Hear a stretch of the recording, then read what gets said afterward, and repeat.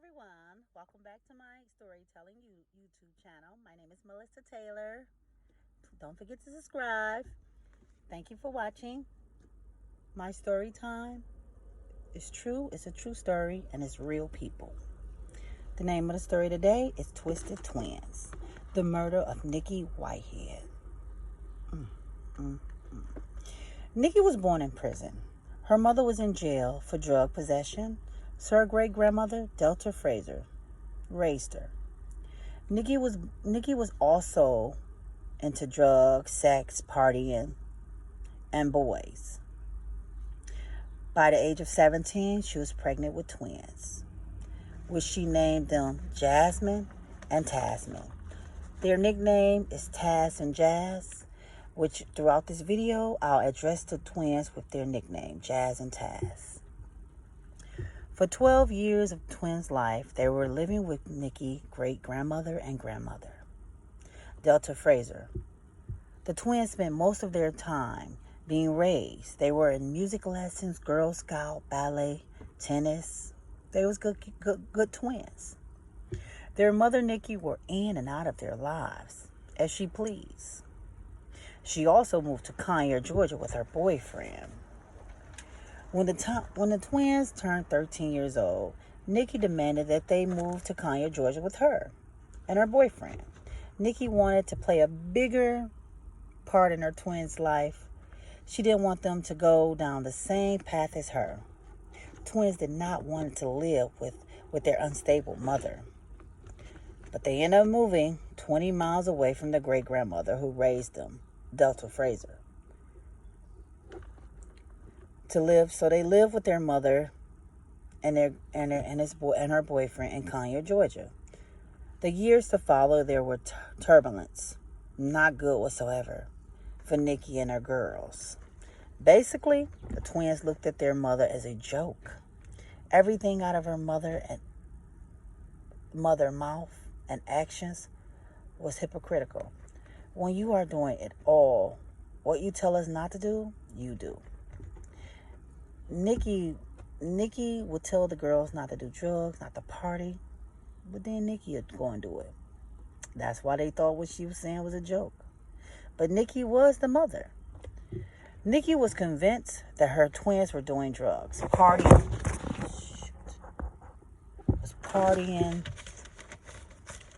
doing whatever they want to do, and were sexual active.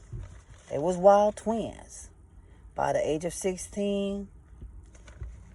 So Nikki wanted to prevent her twins.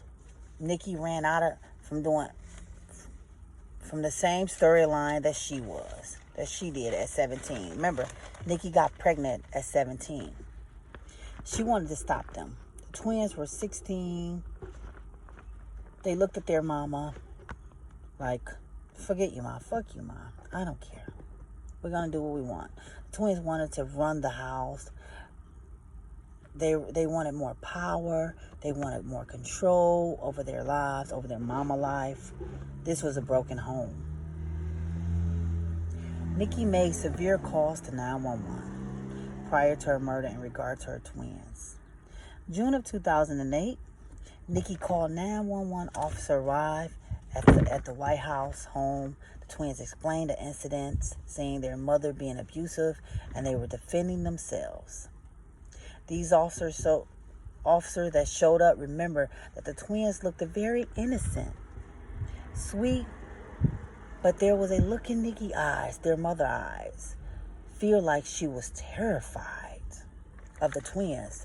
The officer remember having a weird, unsettling feeling that this fight wasn't over. I'm just going to stay around in this neighborhood close by. Within 3 to 4 minutes, Nikki called 911 again. The same day, saying her daughters were attacked. So the same officer pulled back up to the White House home. Nikki ran out of the house, holding her portable phone, crying, and twins ran as well. The twins said again, their mother abusing them. Again, the very same thing. But the officer saw Nikki had scratches on her neck, bite marks on her arms, and were crying. They looked at the twins. They had no scratches, no wounds, no indication of abuse. So the twins was arrested. The twins are in and out of juvenile system. They go to court and the judge required the mother and her twin daughters to go to counseling. And he sent them back home. These twins were out of control, being little terrorists. The twins decided, as we unite, we're going to do whatever we want to do. Well, January 13, 2010, one of the twins flagged down a passing police officer. Please come inside. Please come inside. Our mother was attacked. So the officer go inside. As soon as the officer go inside the Whitehead home, the officer smelled blood in the air.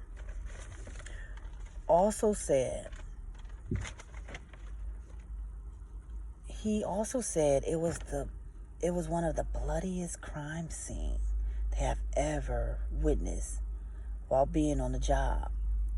At the crime scene, the twins were treated like victims. They were being comforted by the police. Jazz also said that I miss my mommy. I want my mommy, while being questioned by the police.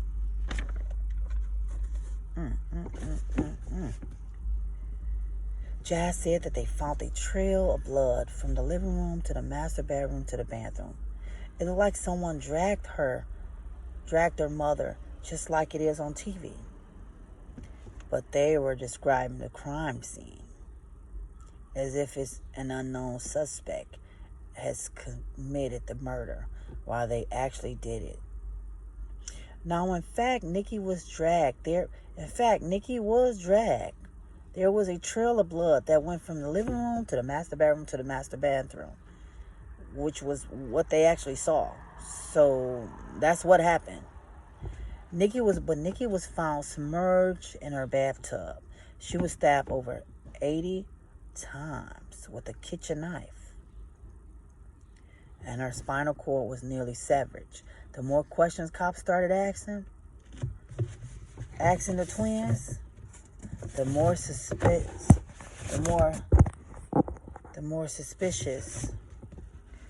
that the twins were lying. So the victim are now suspects. Cops asked them how they got to school. They said they missed the school bus. They had walked to the school. That's a lie. They was just lying. And remember, they are at the police station. They are actually at the police station. So the security footage on the camera caught the twins walking to the gas station and hitchhike a ride with a stranger to school. The twins said they were 10 minutes late for school.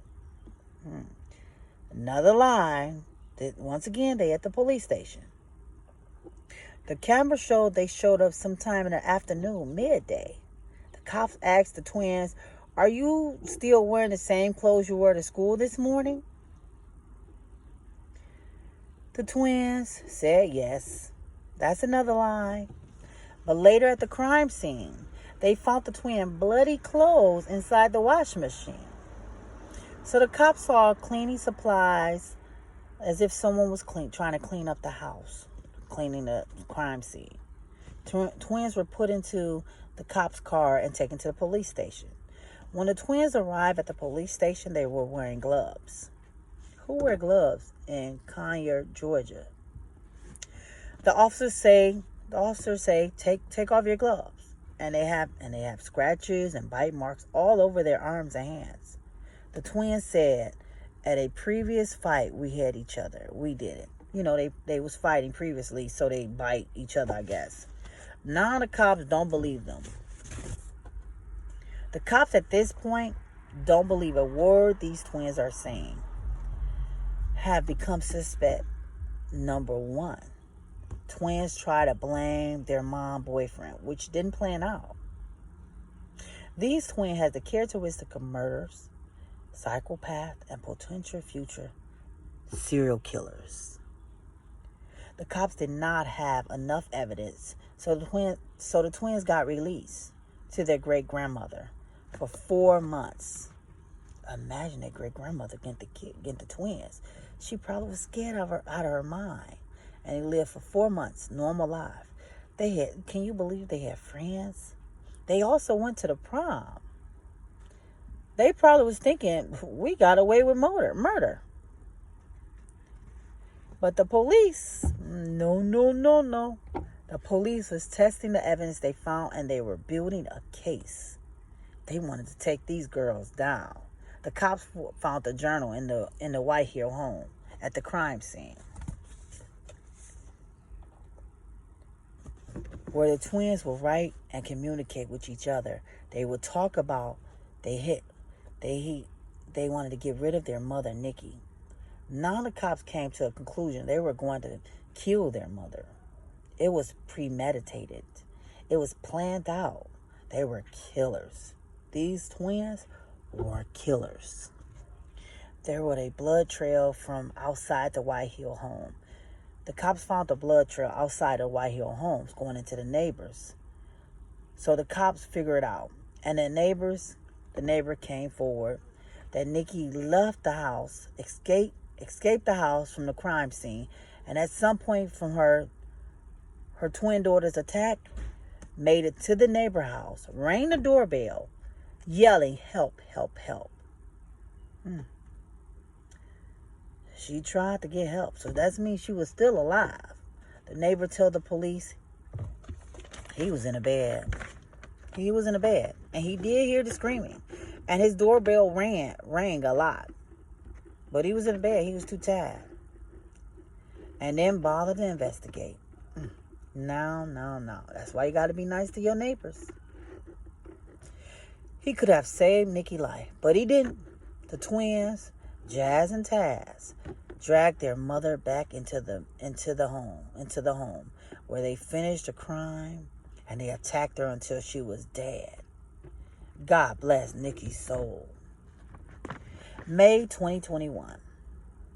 May the 21st, 2010. The twins were arrested and charged with first-degree murder and aggravated assault. They were both pleaded not guilty. Really? And later changed their plea to voluntary manslaughter. The twins were both sentenced to 30 years in prison. I would be happy, but 30 years? They killed that lady. They killed their mama cold-blooded. I don't think 30 years is enough. Do you think 30 years is enough? But they was in separate prison. So they're not going to enjoy their time together. They got to enjoy their time without each other in jail. When the twins get out, they will be in their 40s. I think that's still young. Do you think that was justice? Once again, this is a true story and real people. Twisted Twins. Bye-bye.